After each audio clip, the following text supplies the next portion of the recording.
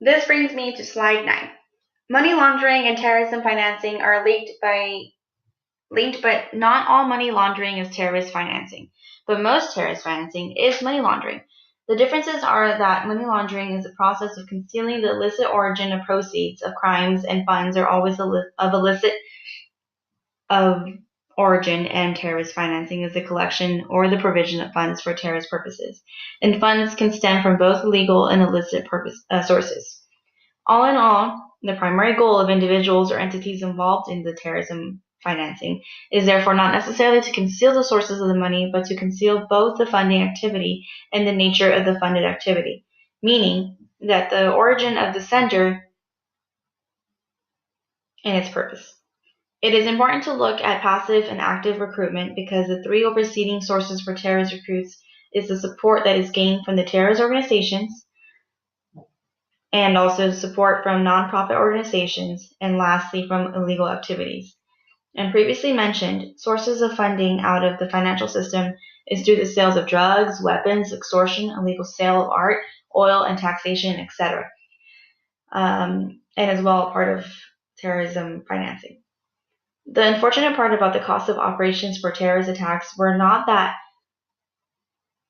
costly. For example, 9/11 cost Al Qaeda less than $500,000 to pull off.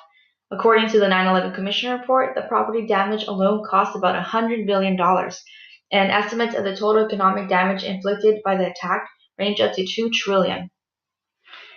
The Paris attack was no more than 10,000, or the terrorists who attacked the World Trade Center in 1993 funded their mission by selling imitation T-shirts from the New York City Broadway on the street.